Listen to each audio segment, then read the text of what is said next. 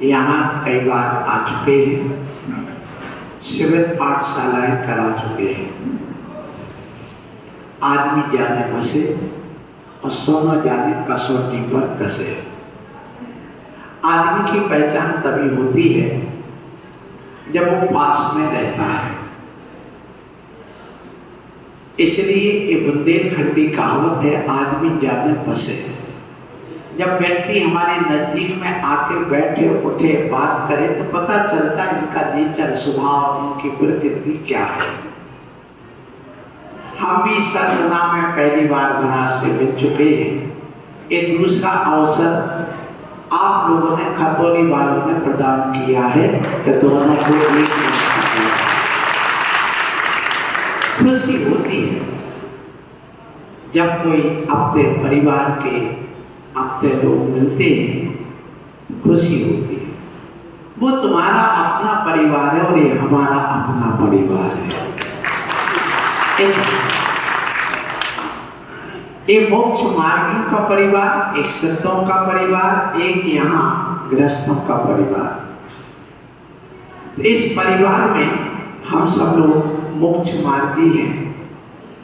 और कहा भी है आचार्य ने कि जब कभी भी कोई भी दो संघ के साधु मिले तो बराबर उनको लेने जाएं,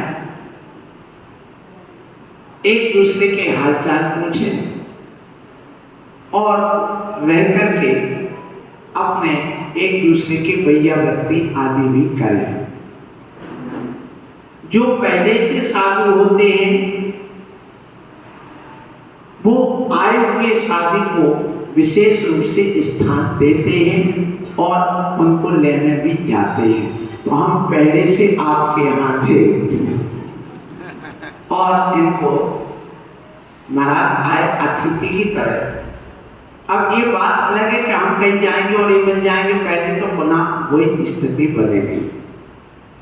तो ये कहा गया है कि जब कोई साधु पहले से वहां हो तो वो उसको लेने जाते हैं, भले गेट के बाहर तक जाए, ये कोई नियम नहीं कि बहुत दूर तक जाए, लेकिन एक सम्मान होता है, एक आदर होता है, एक प्रतिबंधना समाचार विधि में मूलाचार में स्पष्ट लिखा हुआ है। यदि कोई आए हुए अतिथि साधु को कोई दूसरा पहले से रह रहा है और नहीं जाए वहां पर, तो वो भी दंड का भागीदारी माना गया। इसलिए मैं आप लोगों से कहना चाहता हूं, यहाँ छोटे और बड़े का कोई मतलब नहीं होता। मोक्ष मार्ग में कोई छोटा बड़ा नहीं होता, सिद्धालय में कोई बड़ा छोटा बड़ा नहीं होता, क्योंकि यहाँ पर तुम छोटे बड़े हो सकते हो लेकिन साधु का भी छोटा बड़ा नहीं होता, क्योंकि रत्न सबका समान होता है। दूसरी बात, आप सब बैठे, आपके सिर किसी के ऊंचा किसी का नीचा, लेकिन जमीन सबकी एक सी। उस सिद्धों में बिल्कुल इसका उल्टा है कि सिद्धों के सिर सबके समान होते हैं और नीचे का भाग ऊपर नीचे होता है, क्योंकि सिद्ध सब समान होते हैं ज्ञान से, सुख से, चाहे वो शरीर उनका कितना भी हो। इसलिए यही वजह है कि मानव को अहंकार आता है छोटे और बड़े का, लेकिन मोक्ष मार्गी को, सिद्धों को वहां कोई किसी प्रकार का राग द्वेष मोह का काम नहीं होता है। हम सब मोक्ष मार्गी बने, हमारा लक्ष्य एक ही है। इस पंचम काल में मोक्ष नहीं है। क्या कह रहा हूं? मोक्ष नहीं। पंचम काल में मोक्ष नहीं है, निश्चित बात है, लेकिन मोक्ष मार्ग है कि नहीं? बोलो। है ना? तो मुझे ये बताइए, ये जीव आत्मा मोक्ष ना मिलने के कारण से भटक रही है या मोक्ष मार्ग ना मिलने के कारण से भटक रही? बोलो। मोक्ष मार्ग ना मिलने के। अध्यक्ष जी, सिर्फ मोक्ष मार्ग ना मिलने के कारण से भटक रही। अब ये बताइए, मोक्ष मार्ग ना मिलने के कारण से जीव भटकता है, मार्ग मिलेगा तो मंजिल मिलेगी, इसमें कोई संदेह संदेह नहीं है। तो अभी बताओ इस पंचम काल में मोक्ष मार्ग है, सम्यक दर्शन होता कि नहीं? बोलो, इस पंचम काल में सम्यक दृष्टि है कि नहीं? बोलो। तो सम्यक दर्शन के साथ सम्यक ज्ञान होता कि नहीं? सम्यक साथे ज्ञान होए पे भिन्न आराधो, ये 6 धारा में आपको शिविर में पढ़ाया जाएगा कि सम्यक दर्शन के साथ सम्यक ज्ञान होता है, लेकिन चारित्र बोलो साथ होता है क्या? नहीं होता। यदि चारित्र साथ होता तो लिखना था सम्यक के साथ ज्ञान चरित्र, क्या कहा? सम्यक के साथ ज्ञान चरित्र होए पे भिन्न आराधो। इसमें कविता लिखने में भी, पद लिखने में कोई बाधा नहीं थी, लेकिन नहीं लिखा। क्यों नहीं लिखा? ये थोड़ा सोचना है, विचार। सम्यक साथी ज्ञान होए पे भिन्न आराधो ये कहा, सम्यक साथी ज्ञान चरण होए पे भिन्न आराधो ये सबको नहीं कहा। इसलिए नहीं कहा है कि देखिए सम्यक दर्शन होते ही एक कारण बन जाता है मिथ्या ज्ञान को सम्यक ज्ञान बनने में। तो क्या हो गया? युगपत होते।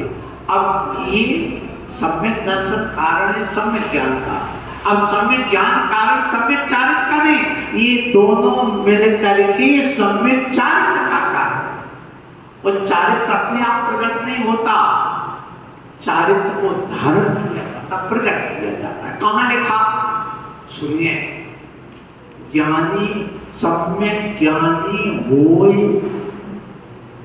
बहुरिदृढ़ चारित्र लीजे। क्या कहा? एक एक शब्द पर जाना, आपके यहां शिविर चालू होना। सम्यक ज्ञान हुए, पहले क्या? सम्यक साथी ज्ञान हुए, सम्यक दर्शन के साथ क्या होता है? सम्यक ज्ञान। अब सम्यक ज्ञान हो गया, सम्यक दर्शन हो गया, अब सम्यक ज्ञानी बन गए तो बैठे मत रहो। क्या कहा? सम्यक ज्ञानी होए बहुरिदृढ़, क्या कीजिए? चारित्र लीजिए। अब चारित्र को अंगीकार करना होगा। जब चारित्र अंगीकार हो जाता है, 28 मूल गुण प्रकट हो जाते हैं। और ये चारित्र कहां प्रकट होता है ये भी आप लोगों को समझना चाहिए इन सब बातों को। सम्यक दर्शन कौन से गुण स्थान में होता? चौथे गुण स्थान में। कितने में? और ज्ञान भी कौन से गुण स्थान में? अब आपसे पूछे गुण स्थान क्या कहलाता है? कौन जानता? जरा बताओ बच्चों, महिलाओं में, पुरुषों में बताइए, गुण स्थान किसे कहते हैं? गुण स्थान किसे कहते हैं? बोलो। मैं पूछना चाहता हूँ गुण स्थान की डेफिनेशन क्या है? बहुत अच्छा, बहुत अच्छा, ताली बजा के इनका स्वागत करो। इस सभा में एक ऐसा विद्वान बैठा बैठी कि जो क्या कह रहे, मोह और योग के निमित्त से जो आत्मा के तार तमड़ो घट बढ़ ऊंचे नीचे परिणाम होते, उसी का नाम क्या है? गुण स्थान। बस जब मोह और योग के निमित्त से आत्मा के घट बढ़ परिणाम गुण उनके ऊपर नीचे होते, कुछ गुण प्रकट हो जाते, कुछ डर जाते, कुछ अधूरे रह जाते, ये सारी चीजें जब हो जाती तो वहां गुण स्थान बन जाते, श्रेणी बन जाती है और कुछ नहीं है। इसलिए सुन लो, सम्यक चारित्र प्रकट करना है। क्या प्रकट करना है? जब तक सम्यक चारित्र नहीं होता तब तक मोक्ष मार्ग नहीं बनता है। मोक्ष मार्ग कहाँ से बनता है? मोक्ष मार्ग किसे कहते हैं? सम्यक दर्शन ज्ञान चारित्राणि मोक्ष मार्ग। बोलो बोलो, सम्यक दर्शन ज्ञान चारित्राणि। कैसे बोलो? एक बार और बोलो। आप बताइए, सम्यक दर्शन, सम्यक ज्ञान और सम्यक चारित्र, इन तीनों की एकता का नाम क्या है? ये अलग अलग नहीं। आप लोग चोटी बनाते हो, बनाते ना? चोटी कैसे बनती है बताओ? बालों के 3 लट बनाए, 3 भाग किए, सम्यक दर्शन, सम्यक ज्ञान और सम्यक। अब सम्यक दर्शन के ऊपर सम्यक ज्ञान को चढ़ा दिया, फिर सम्यक दर्शन ज्ञान के ऊपर सम्यक चारित्र को चढ़ा दिया, फिर सम्यक चारित्र पर आप पुनः सम्यक दर्शन की लट चढ़ा दी और क्या बन जाएगी? चोटी। तो ये चोटी के बाद अलग अलग है कि तीन लट एक साथ मिला दी गई, बोलो मिला दी, तब क्या बना? मोक्ष मार्ग। तो अकेले सम्यक दर्शन का नाम मोक्ष मार्ग है? नहीं। अकेले सम्यक ज्ञान का नाम मोक्ष मार्ग है? मोक्ष मार्ग किसका नाम है? तो तुम्हारे पास चारित्र है क्या? बोलो। सामायिक, छेदोपस्थापना, परिहार, सिद्धि, सूक्ष्म, साप्रायता, क्या कौन सा चारित्र है? कोई नहीं। तो ये चारित्र कहां से अंगीकार होता है? बोलो। सम्यक ज्ञानी होए बहुनी दृढ़ चारित्र लीजिए। सम्यक ज्ञानी होकर के चारित्र लेता, और चारित्र कहाँ? 28 मूल गुण वाला होता है। कितने मूल गुण वाला? बोलो। मुनि महाराज के कितने मूल गुण होते? अरहंतों के 46, सिद्धों के 8, आचार्यों के 36, उपाध्याय के 25 और साधु के 28। कौन से? 5 महाव्रत, 5 समिति, 5 इंद्रिय विजय और 6 आवश्यक और 7 शेष या विशेष गुण। तो कुल कितने हो गए? 28। सुन लो, ये चारित्र का वर्णन करने के बाद में 6वें ध्यान में क्या कहा? सुनो, सुनिए स्वरूपाचरण। आप 6वें ध्यान में जब मुनियों का पूरा वर्णन कर दिया 28 मूलों का, फिर क्या क्या? अब सुनिए स्वरूपाचरण चारित्र। जहां सम्यक दर्शन का ज्ञान किया वहां स्वरूपाचरण चारित्र की बात देखें, जहां ज्ञान कहा वहां स्वरूपाचरण चारित्र की बात देखें। स्वरूपाचरण चारित्र कहां कहा? 28 मूल गुण वर्णन करने के बाद जहां ध्यान ध्याता देव को न विकल्प वेदना था, वहां से स्वरूपाचरण चारित्र होता है। इसलिए चौथे गुण में गुण स्थान में स्वरूपाचरण चारित्र मान के मत बैठ जाना, क्योंकि वहां तो असंयम है। चौथे गुण स्थान का नाम क्या है बताइए? बोलो, क्या नाम है? चौथे गुण स्थान का नाम क्या है? पहले गुण स्थान का मिथ्यात्व, दूसरे का सासादन, तीसरे का मिश्र, चौथे का असंयत सम्यक दृष्टि गुण स्थान। कौन सा? असंयत। असंयत माना संयम है, संयम है। और 5वें का देश वृत्ति, अणुवृत्ति, 6वें का प्रमत्त वृत्ति और 7वें का अप्रमत्त वृत्ति। तो वृत्ति कहां से होगा? बोलो। 6ठे वृत्ति हुआ है। प्रमत्त संयम, प्रमत्त वृत्ति। सुन लो, तो ये बात अपन को समझना है। तो मैं आप लोगों से ये कहना चाह रहा हूं कि देखिए, आज मोक्ष मार्ग 2 मिले। कितने कितने मिले? कौन कौन? एक भारत भूषण जी और एक बैठे हो। 2 संघ मिले कि नहीं? जहां पर 2 नदी आकर के मिलती उसको क्या कहते हैं? संगम या प्रयाग। क्या बोलते हैं उसको? प्रयाग। जैसे रुद्र प्रयाग, विष्णु प्रयाग, नंद प्रयाग, देव प्रयाग, हम सब प्रयाग होकर के आए हैं। और ये प्रयाग जहां 2 नदियों का मिलन होता है, तो आज यहां पर सुन लो, आज खतौली में भी संगम हो गया है 2 नदी।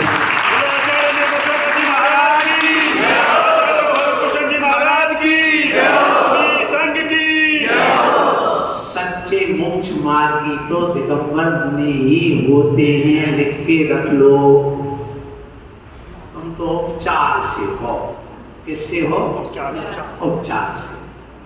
उपचार का क्या? इनका मुख चंद्रमा के समान है, ये उपचार कहलाता है। तो तुम्हारा मुख चंद्रमा है क्या?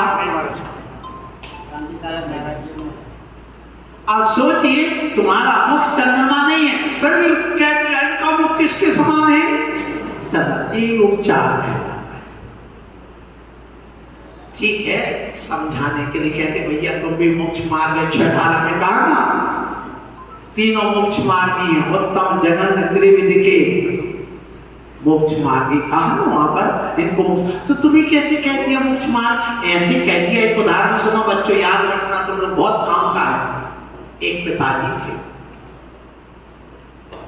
उनके 4 बेटा बेटी थे। अब उनमें क्या हुआ, एक बेटा छोटा था, लगभग 4 साल का, बल्कि 5 की ओर हो रहा था। अब पिताजी अपनी गाड़ी लाए रक्षाबंधन पर, नई गाड़ी लेके आए। बेटा रोने लगा, पापा हमें भी कार चाहिए, हमें भी कार चाहिए, हमें भी कार चाहिए, हमें भी कार चाहिए। ठीक है बेटा, ठीक है, कार तुम्हें भी ले देते हैं। अब उसने क्या किया कि वो गया कहाँ, पिता और माँ दोनों बच्चे को लेकर के दुकान पर, और एक पिताजी लाए थे 7 लाख की, इन्होंने 700 की कार खरीदी। किसको? बेटे को। कितने की? 700 की। और लाए, चाबी भरी, घर में चल रही है, छत पे चल रही है, रोड पर चल रही है, जहां चाहे वहां चला। अब वो बच्चा फूला नहीं संभाला, नाच रहा है। वो पापा से कहता, देखो पापा, तुमसे गाड़ी अच्छी मेरी है, तुम्हारी गाड़ी से मेरी गाड़ी अच्छी, तुम्हारी गाड़ी से मेरी अच्छी। बोले क्यों बेटा, क्यों तुम्हारी गाड़ी अच्छी? सुनो पापा, तुम्हारी कार तो सिर्फ बाहर रोड पर चलती, हमारी तो घर में और छत में दोनों जगह चलती। बताओ। बस जैसे उस बेटे को एक खिलौने वाली कार दे करके समझा दिया, बेटा तेरी भी कार है, उसी प्रकार से यहाँ भगवान ने इन असमी सम्यक दृष्टि को भी समझा दिया कि बेटा तू चिंता मत कर, तुम भी मोक्ष मार्गी है। सांत्वना के लिए समझे, जैसे बच्चे को समझा। अब उसको मोक्ष मार्गी कह दिया, वो भूल के को पारे काम महाराज नंगे घूमना, ये हो रहा, वो हो रहा, भ्रष्ट हो रहा, ये करते वो करते, इनको क्या संयम नहीं है, ऐसा नहीं है, वैसा नहीं है, ऐसे काय को बड़ा, तो उससे अच्छे हम हैं। जैसे वो बच्चा फूल के कुप्पा हो रहा है कि मैं उससे अच्छा हूँ। ऐसे आज के गृहस्थ पंडित घर में रह करके, बीवी और बच्चों के साथ रह करके उस अपनी आजीविका चलाते हुए क्या कह रहा, हम तो महाराज से अच्छे हैं, ये सबसे बड़े कच्चे हैं, ऐसा कहने वाले। बात समझ में आ रही ना कि नहीं आ रही? इसलिए मोक्ष मार्ग रत्नत्रय धारण करो। आचार्य का काम क्या है? बोलो। दीक्षा देना, प्रायश्चित देना, संगत का पालन करना और दूसरों से कराना, स्वयं करना। तो आप लोग यहाँ पर मोक्ष मार्गी हैं, मोक्ष मार्ग है, आपको भी मोक्ष मार्गी कहा है। आपके यहाँ शिविर चालू हो रहा, ये सारे बच्चे शिविर में बैठेंगे और बहुत अच्छा आपने आज प्रवेश करा दिया है। अच्छा लगा आपकी भक्ति विनय देख करके। यहाँ वास्तव में यहाँ समाज में, बच्चों में, युवाओं में बहुत अच्छी धर्म भावना है। आप लोगों का इस शिविर बहुत अच्छा संपन्न हो, सभी लोग इस शिविर में बैठे, मैं आप लोगों से यही कहूँगा। और महाराज श्री का प्रसाद, उनकी भक्ति, उनका मतलब ज्ञान आप सब लोग लें और आप लोग अपना मोक्ष मार्ग पर बढ़े। कि मैं आपसे कहूँगा, मोक्ष मार्ग 2 नहीं है, मोक्ष मार्ग 2 एक है। मोक्ष मार्ग कभी 2 नहीं, कितना होता? नहीं तो कभी महाराज मोक्ष मार्ग किया गया, एक नर्मय सागर का अलग और भारत भूषण का अलग, ऐसा नहीं। मोक्ष मार्ग कितना होता? एक। कैसे? हमने तो देखा मार्ग 2 होते, कच्चा मार्ग और एक पक्का मार्ग। कितने मार्ग हैं? 2 है। कौन कौन? कच्चा और पक्का। कितने मार्ग हैं? तो मार्ग 2 हुए? नहीं, 2 नहीं हुए। क्यों? जब भी कोई यहाँ से मान लो हस्तिनापुर के लिए रोड बनाना है तो पहले क्या बनेगा? कच्चा। पर उसके बाद में पक्का दूसरा बनेगा क्या? नहीं। क्या होगा? पहले कच्चा बना करके उसी पर क्या करेंगे? पक्का। तो पहले पक्का बनाएंगे कि कच्चा? पहले कच्चा बनेगा ना। वो कारण बनेगा किसके लिए? पक्के रोड के लिए। तो मार्ग तो एक हुआ, लेकिन कहने में कितने आ रहे? एक कच्चा और एक पक्का। उस कच्चे मार्ग बनाने पर गिट्टी वगैरह मिट्टी डाल करके, रोलिंग करके, फिर उस पर पक्की सीमेंट या तारकोल वगैरह डाल करके उसको पक्का बनाया जाता है। इसी प्रकार सुन लो, भगवान कहते मार्ग तो एक ही है, जिसका नाम सम्यक दर्शन ज्ञान चारित्राणी मोक्ष मार्ग। लेकिन जैसे कच्चा मार्ग पहले बना, ऐसे पहले व्यवहार रत्न का कच्चा मार्ग बनता, उसके ऊपर पक्का मार्ग बनता है। तो मार्ग कितना हुआ मोक्ष का? एक। लेकिन एक कच्चा हो गया, माने एक तुम लोग कच्चे बच्चे बैठे हुए, गृहस्थों का मार्ग पहले कच्चा मार्ग है। कौन सा मार्ग है? कच्चा मार्ग। उसी पर क्या बनेगा? पक्का मार्ग बनेगा। इसलिए हम लोग पक्के मार्ग वाले और तुम लोग कच्चे मार्ग। बोलो कच्चे मार्ग। धूल खाने वाले, धक्का खाने वाले, धुआं खाने वाले, और हम लोग अच्छे ढंग से चल रहे हैं। तो मार्ग दो नहीं, मार्ग कितना है? तो पहले व्यवहार का होगा कि निश्चय का? बोलो पहले कच्चा मार्ग बनेगा कि पक्का मार्ग? कच्चा। फिर उस पर क्या बनेगा? पक्का। इसलिए पहले कौन सा मार्ग आएगा? व्यवहार। फिर कौन आएगा? निश्चय। कभी ये नहीं कहना मैं तो बैठा हूँ, मुझे निश्चय होगा, मुझे हस्तिनापुर जाना है, तो पहले निश्चय हो गया ना? ये निश्चय नहीं होगा। निश्चय तब होगा जब हम वहां पहुंच जाएंगे, तब निश्चय की प्राप्ति। अभी तो सोच विचार उद्देश्य बनाया, मुझे काम उद्देश्य का नाम निश्चय नहीं है। यदि उद्देश्य का नाम निश्चय हो जाए तो फिर तो हम सब यही मोक्ष पहुंच जाए। तो हमने मोक्ष जा रहा हूं मैं, निश्चय होगा तो मोक्ष पहुंच गया क्या? नहीं पहुंच। इसलिए बच्चों आप लोग घड़ी रख देना, नहीं तो मेरे पता नहीं चलता मैं कितना बोल गया। सो आपसे कहता हूं बच्चों, सबको मोक्ष मार्गी बनना है। क्या बनना है? अब बताओ, सब घड़ी रख देना भैया, यदि सब मोक्ष चले जाए तो संसार खाली हो जाएगा कि नहीं? बोलो। मान लो इस कमरे में बैठे ये सब चले जाए बाहर, तो कमरा खाली हो जाएगा कि नहीं? ऐसे कई लोग कहते हैं सभी लोग यदि मोक्ष चले जाए तो संसार क्या होगा? बोलो खाली हो जाएगा ना? हो जाएगा। लेकिन कहते नहीं होगा खाली। क्यों नहीं होगा? क्यों नहीं होगा? कोई तुमसे पूछता है, बड़े होकर के बड़े बड़े लोग कहते सब जीव मोक्ष चले जाएंगे तो संसार खाली हो जाएगा, कौन चलाएगा ये संसार? तो सुन लो, संसार कभी खाली नहीं होगा। क्यों नहीं होगा?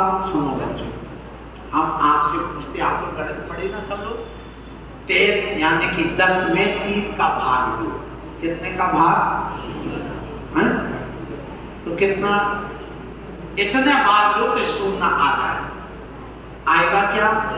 क्यों? 10 में 3 का भाग देंगे कितना बार जाएगा? 3 बार। कितना शेष बचेगा? 1। फिर उसमें 0 फिर उतारेंगे तो फिर कितना हो जाएगा? 10। फिर कितने बार जाएगा? 3 बार। फिर कितना बचेगा? 1। फिर शून्य फिर उतारेंगे, सो कितना बचेगा? 10। फिर कितने बार जाएगा? 3 बार। फिर कितना बचेगा? 1। करते जाओ, शून्य बताओ, 10 को शून्य करके बताओ। इतनी सवाल बताइए अध्यक्ष महोदय, कोई कर सकेगा? कोई मास्टर है यहाँ? अनंत बार भी करोगे तो कभी शून्य नहीं। इसी प्रकार सुनो बच्चों, हमारे शास्त्रों में लिखा है, भगवान ने कहा है कि 6 महीने 8 समय में 608 जीव मोक्ष जाते हैं। क्या कहा? 6 महीने 8 समय में 608 जीव मोक्ष जाते हैं। एक दिन में 3 व्यक्ति मोक्ष जाते हैं। कितने व्यक्ति? औसतन एवरेज अपन निकालते हैं। अब सुनो, जितने जीव मोक्ष जाते हैं उतने ही निगोद से निकल आते हैं। क्या कहा? अभी निगोद कहाँ से निकलता है? सुनो, अपन इस लोक में बैठे ना, लोक का नक्शा देखा आप लोगों ने कहीं? देखो वो बनाओ, बनाना, हाँ आशीर्वाद बना, सबसे ऊपर बनाना। तो ऊपर सबसे ऊपर सिद्धालय है। क्या है? वहां सिद्ध परमेष्टि रहते। वो सबसे नीचे जो लाइन खींची है वहां पर निगोदिया जीव रहते हैं। इस निगोदिया जीव जहाँ रहते उसको कहते कल कला पृथ्वी। क्या बोलते उसको? उसमें अनंत निगोदिया जीव भरे। कितने? और एक एक निगोदिया जीव के अंदर भी अनंत अनंत निगोदिया जीव भरे। कैसे भरे? सुनो, मैं समाज से कहूंगा,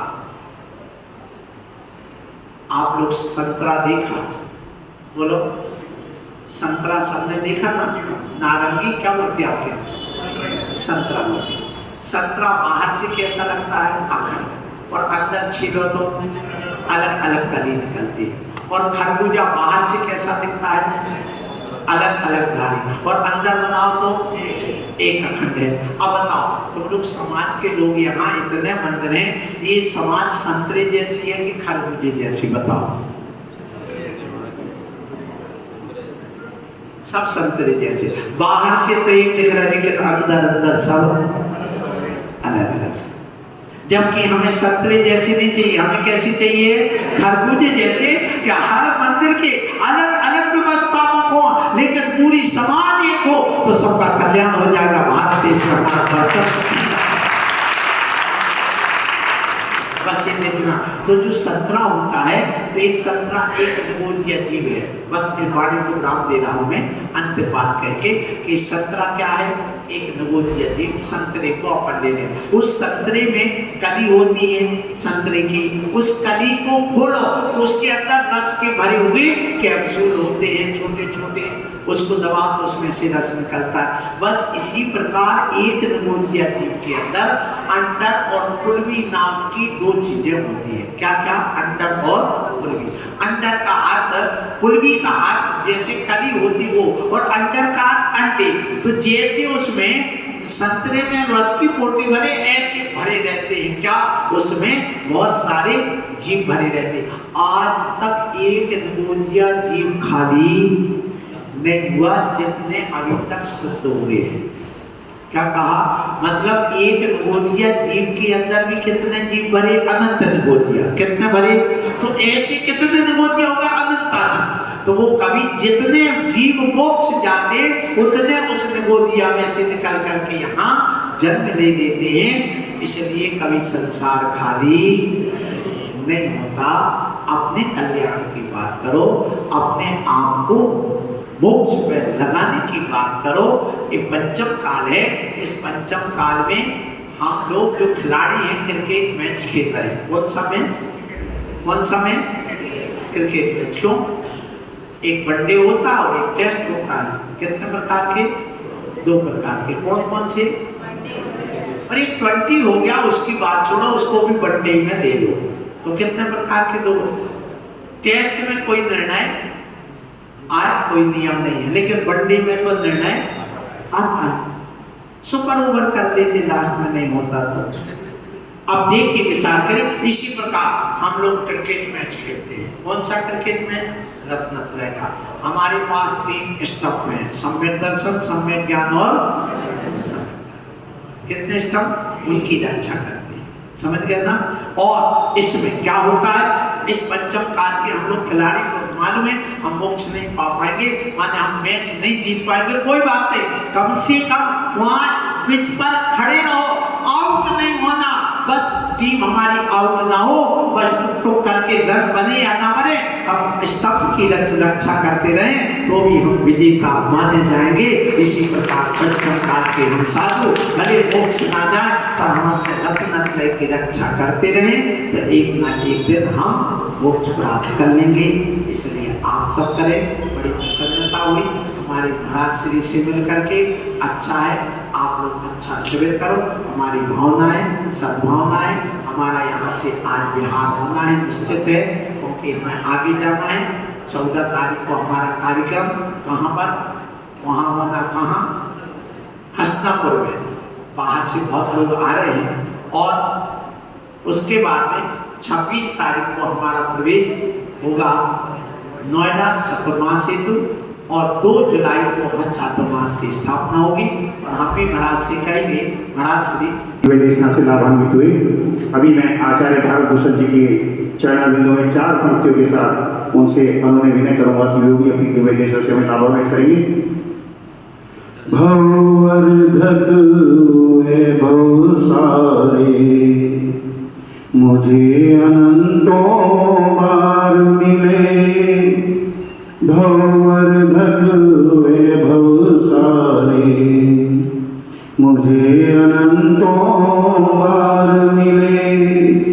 फिर भी ज्ञान बाग में सम्यक पुष्प एक भी नहीं खिले, अरे बागवान बन कर गुरु आओ खींचो। हे मुनिवर नमोस्तु, हे मुनिवर नमोस्तु, हे मुनिवर नमोस्तु।